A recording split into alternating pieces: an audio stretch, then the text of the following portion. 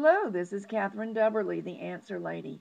I'm a big fan of Kiss Looms. I greatly enjoy mine, and I am cooperating with Kelly at Kiss Looms to make you a playlist of all the basic techniques that you might ever want to know on all of the looms. So welcome and enjoy. Here's the square we just finished, and it's held stitches. Now we need to hang the side of square number 1. There's the cast on. There's where we just sewed as we went, knitting this one. Now we need to hang this side. The method that Ruth put forward in her notes did not work for me with this yarn and this loom, so I'm going to experiment with a different method. Remember, we have 20 rows and only 14 stitches.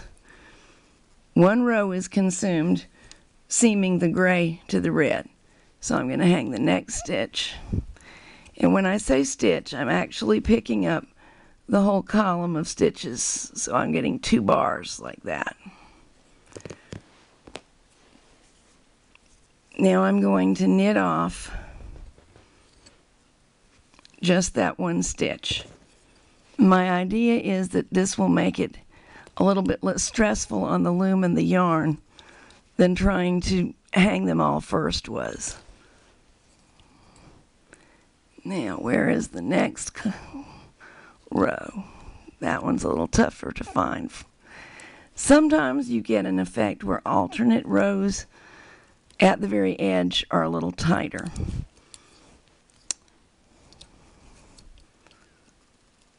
And most of the way, I'm going to do just what we did while sewing and knitting for attaching square number 2 to square number 1. I'm going to use 2 rows in a row and then skip one. I'm about ready to skip this one. The first time I did 3 rows in a row because my rhythm was a little bit thrown off by the fact that I didn't start on stitch number 1 because it was already involved in the other seam.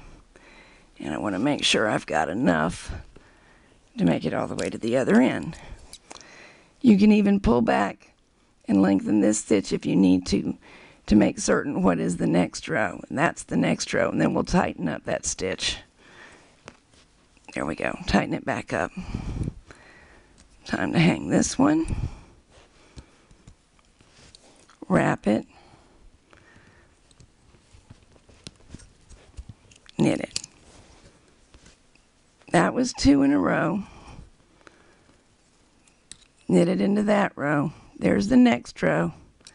Going to skip it. Holding it with my fingertips so I won't lose it. While I tighten up the previous stitch. Hang this, wrap it, and knit it. And of course I knit over both strands when I do. And we have 3 rows left, it looks like. 1, 2, 3. So I will hang them all. That's actually row number 1. And all the other rows in this particular square are normal. Just you wrap and knit. So I'm going to knit 19 more of them, and you do the same. And I will see you when I'm there. Time to take square 3 off, and here's a traditional stitch holder. Let's see how this works. There we go. I'm working it between the pins and the pegs, and it's working pretty well.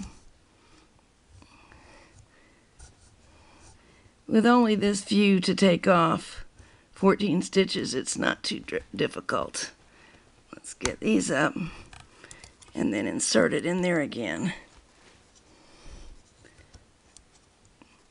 This direction works okay too. They're both a little awkward, but they're both doable.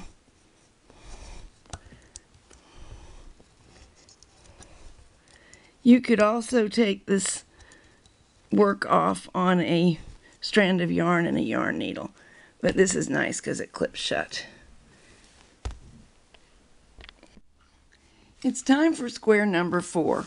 which is going to have its cast on here, and it's going to be knitted this direction, picking up these stitches in much the same manner that we did square number 2.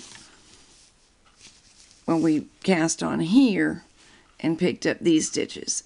But those were on the left, and these will be on the right. Now I have a confession to make. I have already messed up square number 4 several times. I can't quite think why I found it so difficult. It's no worse than the others. I just got myself confused. It's easy to do. So we're going to cast on. Again, I'm using the E-wrap just to make it quick and simple. Also, I believe I'm going to make my entrelac sample into a pillow cover, which means that these edges will be hidden inside seams. So the fact that E-wrap is not my most beautiful cast on is not going to make a big difference. Okay, that's the cast on.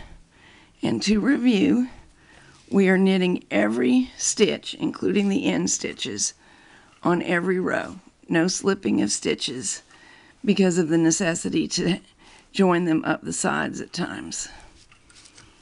And you will recall that there are 2 ways to set this up when hanging stitches. This is the first one, to knit off the first 13, then hang the stitch on the end peg, wrap and knit them both. Or if it works for you, you can hang the stitch before beginning the row and just include it in the wrap. One thing that I think I have discovered, and that is that it's a lot easier to get confused if you do not insert this work into that position in the loom. Of course, if you aren't using a closed piece of loom, you don't have quite the same problem I'm having here. But with it inside the loom as I've got it, or to the back of the loom if you're only using one piece, it's much easier to clearly see what orientation is going to put the knit sides correctly aligned. And I'm pretty sure I've got it this time. Let's do hope so. Get the working yarn out of the way because it's time to hang the second stitch. We've knitted row number 1, including a new stitch from the stitch holder. We're hanging a stitch for row 2, and we'll wrap and knit them all and knit them over. We will do this with the same rhythm that square number 2 was knitted. That is, for 2 rows, we will hang a stitch and include it in the new row. Then for 1 row, we'll knit all of the stitches, but we won't hang an additional stitch from the other square. And by the time we get to row 20, on row 20 we should hang the final stitch. Row number 20 just completed, knitting the final stitch from this batch into it. Let's take it off on the stitch holder. I'm getting the hang of this, and you will too. Remember, you could use a length of waste yarn and a yarn needle if you didn't have enough stitch holders. And here we go. Now let's take a brief pause. I want to show you a couple of things that have occurred to me while working. First of all, it's starting to be easy to tell what should happen next. Colors should alternate and direction should alternate. So plainly, we're ready for red to go in here. These stitches need to be hung alongside, as we just did. These stitches need to be hung on the loom.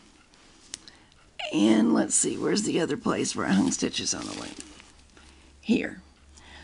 It's okay. I am not as happy with it as I thought I would be, because even though I thought I was getting these completely even, in other words, hung in the same spots, I didn't entirely right there.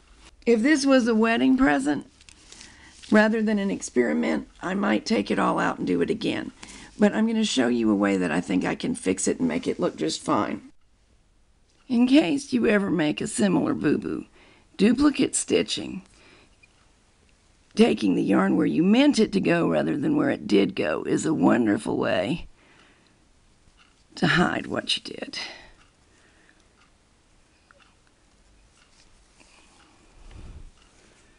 See, now I've got a straight line with the next stitch over.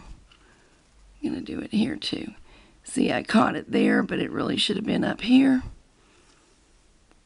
The secret to good duplicate stitching is to pull the duplicate stitch just tight enough, not any too tight, and it'll look natural.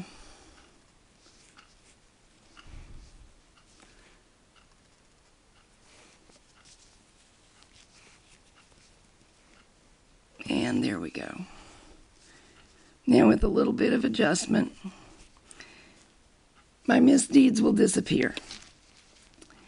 However, because that happened, and I wasn't too crazy about the process, I've got another idea that we're going to do next time.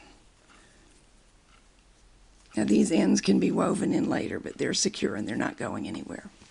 The next thing that I wanted to show you is that everywhere there's a color change, there's a yarn change. And these need to be knotted and secured somehow. Now there are a lot of fancy knitting non-knots that are very nice and that people favor. If there's any way I can get by with it and hide it, I make true knots. And the reason is I have run an alterations business for years, and as part of that, I have repaired tons and tons of hand knits where people made fancy non-knots that didn't hold. So if, as in this case, the item will be lined and nobody will be the wiser, I tend to make real knots. That one's already knotted, it only needs weaving in. These two will need to be knotted together and or woven in a little bit.